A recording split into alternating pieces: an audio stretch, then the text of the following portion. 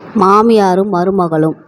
காலை பிரேக்ஃபாஸ்ட்டு இட்லிக்கு சட்னி, கூடுதலாக சாம்பார் வைத்து, மதியம் லஞ்சுக்கு நிறைய காய்கறிகள் சேர்த்து குழம்பு செய்து தனது மாமியாருக்கு மதிய சாப்பாடு தயார் பண்ணி, சித்ரா இடுப்பு வலியுடன் நிமிரவும் வாசலில் ஆபீஸ் கார் ஆன் சத்தம் கேட்டது. இந்த மாதிரி தினமும் காலை காஃபி முதல் மதியம் லஞ்சு வரை எல்லாம் செய்துவிட்டு கிளம்புவதற்குள் தளர்ந்து போய் ஆபீஸில் ஒழுங்காக வேலையில் கவனம் கொள்ள இயலாமல் அவஸ்தைப்பட்டு தலைவலியும் இடுப்பு வலியும் அவளை பாடாய்ப்படுத்தும். ஒரு நாள் கூட லேட்டாக போக முடியாது. கரெக்டாக 8 மணிக்கெல்லாம் ஆபீஸ் கார் வந்துவிடும். கணவன் சங்கர் மூலம் மாமியாரிடம் வேண்டுகோள் விடுத்து பார்த்தாள். சமையலுக்கு ஆள் வைத்து சமைத்தால் தனக்கும் கொஞ்சம் ரெஸ்ட் கிடைக்கும் என்று. ஆசாரமான அவள் மாமியார் சமையலுக்கு ஆள் வைத்து சமைப்பதை சாப்பிட மறுத்துவிட்டாள்.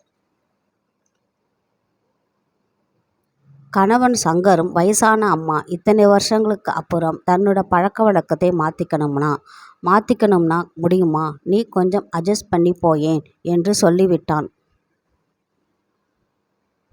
வேலையை விட்டு விடலாம்னு பார்த்தால் செலவுகள் முழி புதுங்க செய்துவிடும். இப்போதைய காலகட்டத்தில் வீட்டில் ஒருவர் சம்பாத்தியம், குழந்தைகள் பராமரிப்பு, படிப்பு, ஏனைய செலவுகளுக்கு கட்டுப்படியாகாது.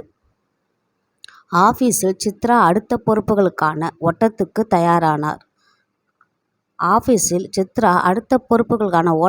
தயாரானாள். அடுத்த வாரம் ஒரு பெரிய செமினார். நிறைய எக்ஸிக்யூட்டிவ்ஸ் பிரசன்ட் பண்ணுவார்கள். அதற்கெல்லாம் வேண்டியவற்றை தயார் செய்ய வேண்டியது சித்ராவின் பொறுப்பு. மேலும் பிரேக்ஃபாஸ்ட், லஞ்சு எல்லாவற்றிற்கும் தேவையான மெனு, வெளியூர்களிலிருந்து வரும் எக்ஸிக்யூட்டிவ்ஸுக்கு தங்கும் வசதி, பிக்கப் டிராப்பு, கேப்ஸுகள் ஏற்பாடுகள் அனைத்தையும் ஸ்டாஃப் மீட்டிங்கில் டிஸ்கஸ் செய்து ஆபீஸ் விட்டு கிளம்புவதற்கு அன்று நிறைய நேரமாகி விட்டது.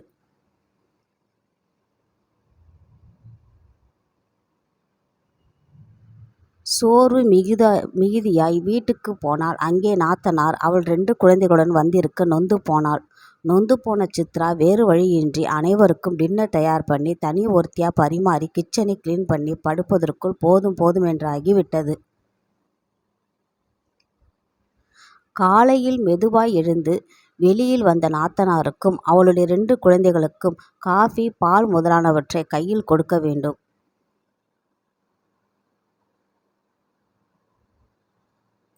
எழுந்திருக்க முடியாமல் எழுந்து செய்ய முடியாமல் செய்து அவள் ஆபீஸ் கிளம்பும் வரை அவள் கணவன் ரெடியாகாமல் அவள் கிளம்பும் நேரம் அவளை டிஃபன் போட சொன்னான். எரிச்சல் மேலோங்கி நாத்தனாரிடம், கொஞ்சம் அவருக்கு டிஃபன் போட்டுடுறீங்களா கேட்டு முடிக்கும் முன், இது என்னடி கூத்து, கட்டின புருஷனுக்கு காலையில் ஒரு டிஃபன் காஃபி கூட கொடுக்க முடியாமல் அப்படி என்னடி ஆஃபீஸு. மாமியாரின் வாயிலிருந்து அமில வார்த்தைகள் தெறிக்க ஆரம்பிக்க கணவன் சங்கருக்கு டிஃபனும் காஃபியும் கொடுத்து அவசரமாய் கிளம்பும்போது, என்ன பெரிய ஆஃபீஸ், வீட்டுக்கு வந்திருக்கிற நாத்தனாரையும் அவ குழந்தைகளையும் கவனிக்கிறதுக்கு ஒரு 2 நாள் லீவ் போட்டாதான் என்ன? மாமியாருக்கு எவ்வளவு செய்தாலும் திருப்தி என்பதே இல்லை. சித்ரா பதிலேதும் பேசாமல் ஆபீஸ் கிளம்பினாள். அந்த வாரத்தில் வந்த செமினார் வேலையின் பளுவும் வீட்டு வேலை செய்யும் அழுத்தமும் தாங்காமல் செமினார் முடிந்த மறுநாள் ஆபீஸில் ஒரு நாள் லீவ் அப்ளை பண்ணி நன்றாக ரெஸ்ட் எடுக்க பிளான் பண்ணி சோர்வுடன் வீட்டுக்கு வந்தாள். அவள் வந்துதான் டின்னர் ரெடி பண்ண வேண்டுமென்று மாமியாரும் நாத்தனாரும் டிவியில் சீரியல் பார்த்து கொண்டிருந்தனர்.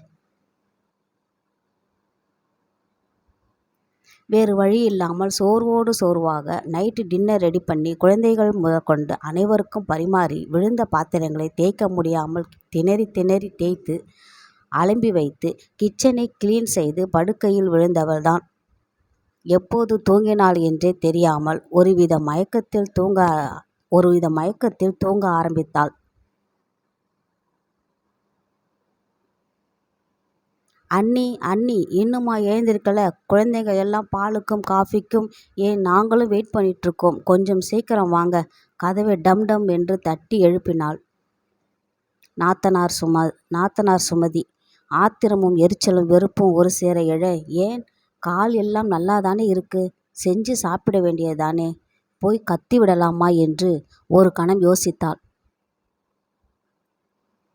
மீண்டும் மீண்டும் கதவு தட்டப்பட வலுக்கட்டாயமாய் பொறுமையை வரவழைத்து கொண்டு போர்வையை உதறி மடித்து கூட வைக்காமல் கதவை திறந்தவள், என்ன சுமதி, உனக்கு காஃபி போடவே தெரியாதா? பேச்சு ஒருமையில் வந்ததை கவனித்த சுமதி, உங்க வீட்டுக்கு வந்து நான் காஃபி போடுறதா? கொஞ்சம் கோபம் கலந்து கேட்டவளை பார்த்து, ஓஹோ, அப்போ உங்க வீட்டுக்கு நான் வந்தப்ப நான் தானே காஃபி போட்டு எல்லோருக்கும் கொடுத்தேன். இங்க பாருங்க சுமதி, இன்னைக்கு முழுக்க நான் எதுவும் செய்ய முடியாது. நீங்க தான் காஃபி, டிஃபன், சாப்பாடு எல்லாம் எல்லாருக்கும் ரெடி பண்ணி கொடுக்கணும். என்னை எதிர்பார்க்காதீங்க சொல்லிவிட்டு சட்டென்று கதவை மூடி திரும்பவும் படுத்து போர்வைக்குள் நுழைந்தாள்.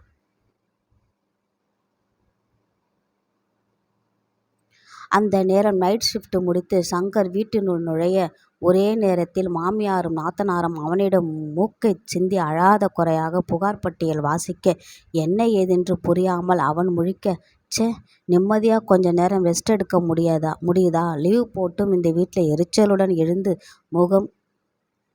முகம் கை கால் கழுவி சோர்வை போக்கிக் கொண்டு வெளியில் வந்தாள். என்ன சித்ரா, நைட்டு ஷிஃப்ட் முடிச்சுட்டு ரெஸ்ட் எடுக்கலாம்னு வீட்டுக்கு வந்தா இந்த பாடுபடுத்துறே? வீடா இது? வர வீட்டுக்கு வரத்துக்கே வெறுப்பா இருக்கு. பதில் ஏதும் சொல்லாமல் கிச்சன் போய் காஃபி போட்டு எல்லோருக்கும் கொடுத்து குழந்தைங்களுக்கு பால் கொடுத்து டிஃபன் செய்ய ஆரம்பித்தாள்.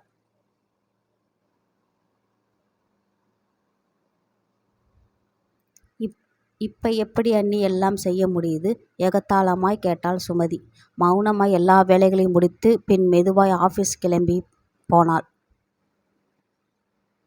என்னம்மா, டயர்டா இருக்கு? ஒரு நாள் லீவ் வேணும்னு லீவ் போட்டுட்டு இப்போ ஆஃபீஸ் வந்து நிற்கிற?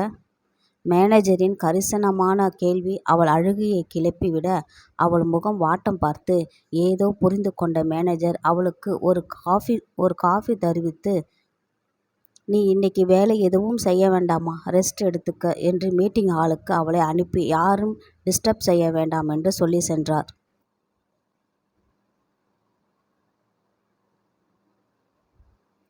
மதியம் லஞ்சு சாப்பிட மீட்டிங் ஹால் வந்தவர்கள் சித்ரா சரிந்த நிலையில் ஒரு மாதிரி விழுந்து கிடப்பதை பார்த்து பதறி மேனேஜரிடம் ஓடினர். மேனேஜர் அவள் கணவன் சங்கருக்கு தகவல் சொல்லி சித்ராவை ஹாஸ்பிட்டலில் அட்மிட் செய்து ட்ரிப்ஸ் ஏற்றி ஒரு வார சிகிச்சைக்கு பின் மெதுவாய் டிஸ்சார்ஜ் ஆகும்போது கலங்கிய கண்களுடனும் பாரமான மனதுடனும் உண்மையான கரிசனத்துடனும் சங்கர் அவளை வீட்டுக்கு அழைத்து வந்தான்.